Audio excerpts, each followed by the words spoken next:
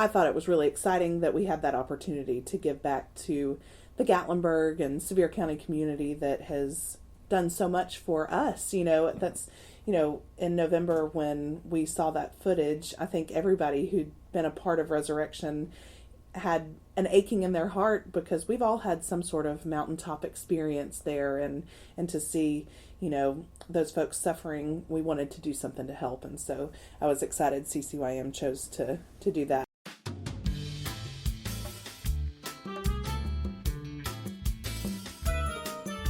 Hello, this is Pastor Terry Goodman, and I want to welcome you to the Wesleyan Connection. This podcast is primarily for the clergy and laity of the Holston Annual Conference. Join with me now as I take a look around the connection and share some of the things happening in the churches of our annual conference.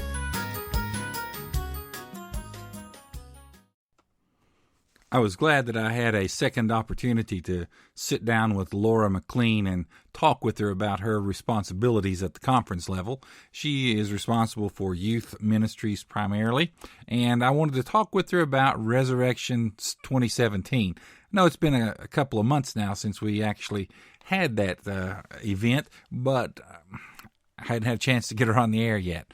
And so I'm going to share with you this interview, and just listen to what she has to say. If you didn't get a chance to go, I encourage you to try to take your youth group next year. If you did have a chance to go, listen to some of the feedback and things that she's going to be sharing in this interview. And so, without further ado, let's go right to the interview. Well, I'm here this morning with Laura McClean, and I'm going to talk with her about the just held Resurrection 2017 event. Just give me some of your initial impressions. How did it go for you?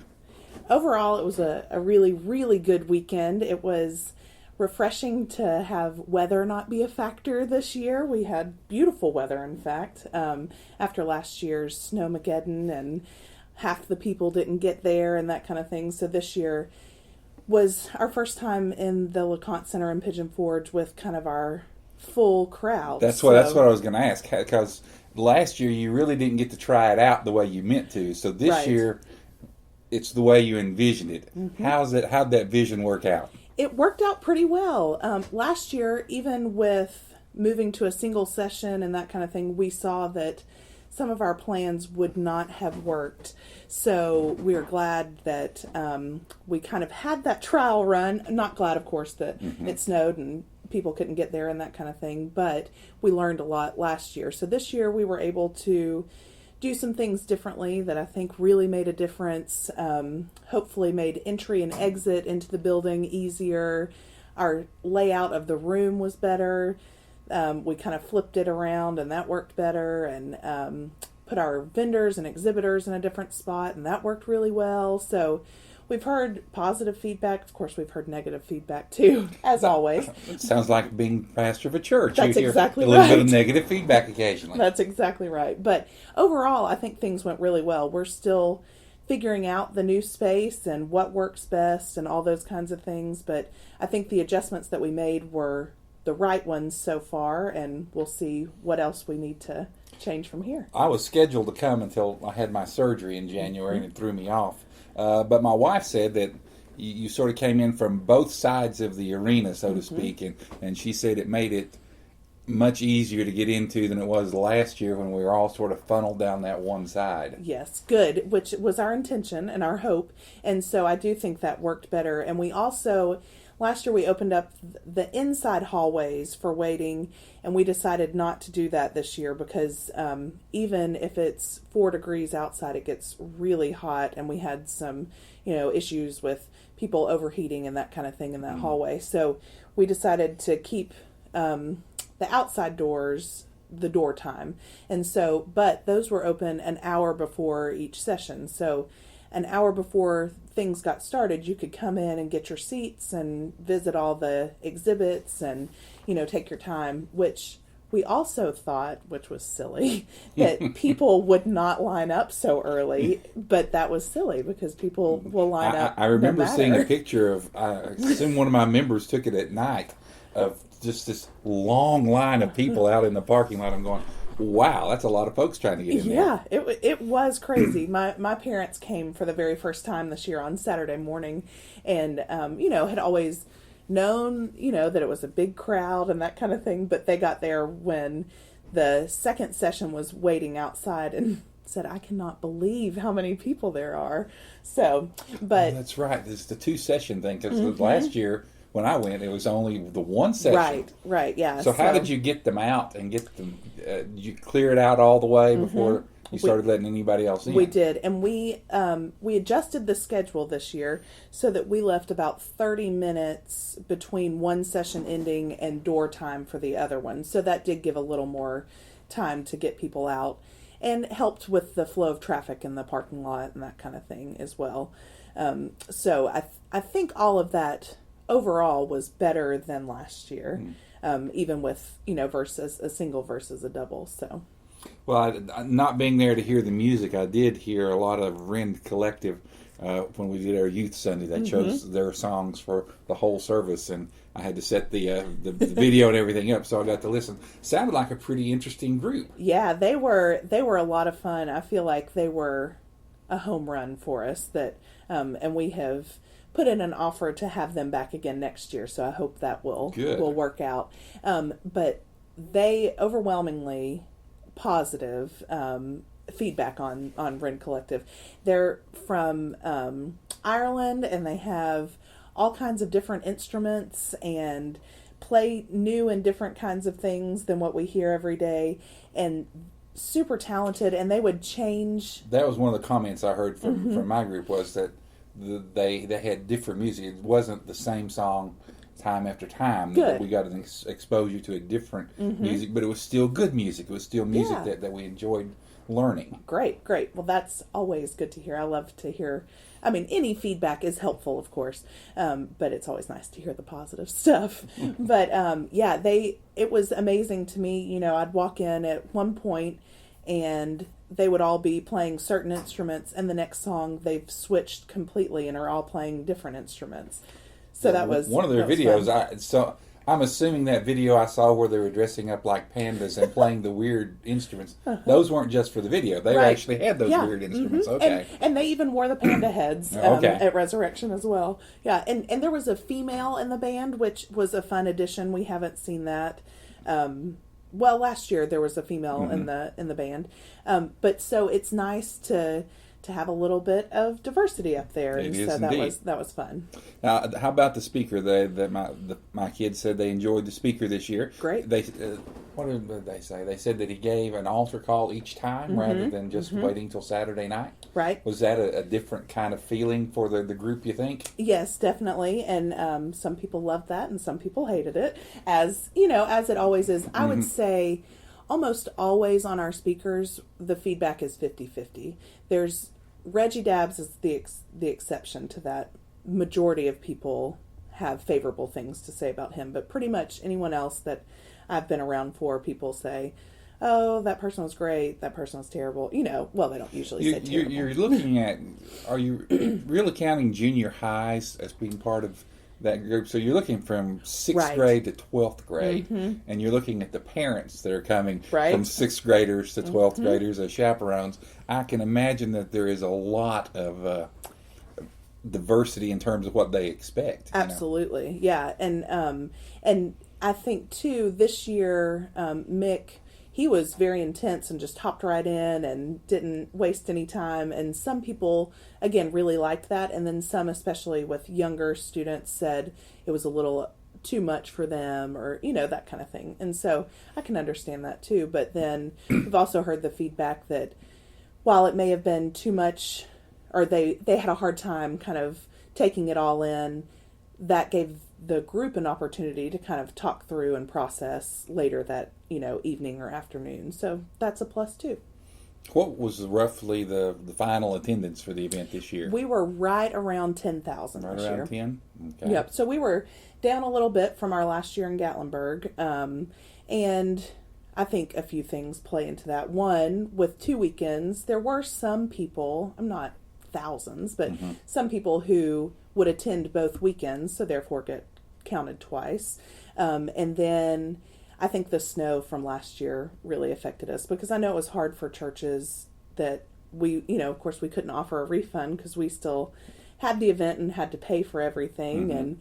But it was difficult for churches who couldn't get refunds. And some folks said, I think we're going to take some time off, which, we hate that, but certainly understand it too. Well, again, it's from all that I've heard, it sounds like it was a great event. Just to be honest, that kind of music and that many people is not something that appeals to me personally. I understand that. I've got a wife, though, that loves to go to these things, and a youth leader that likes to do that stuff, and kids that like to go. So they get more out of it than I get out of those kinds of things. So, what else about Resurrection? What's up for next year? Have you started that? Can you share any special information?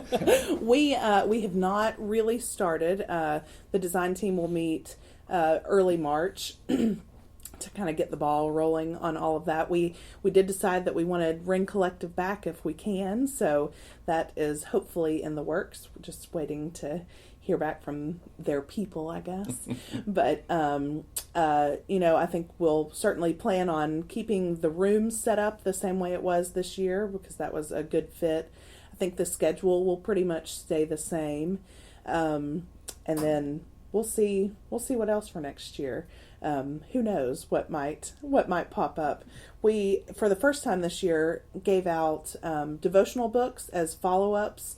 And so I'm curious to hear back from groups and see how those have been useful and that kind of thing. So it's for the 40 days following resurrection. So I think our youth are using them in some way at their Sunday meeting. And my wife is trying to figure out how we can work them into a family kind of devotion as well. So we are looking at them. That's awesome. Trying to figure out what to do with them. May not be the 40 days following, but some 40 days. Exactly.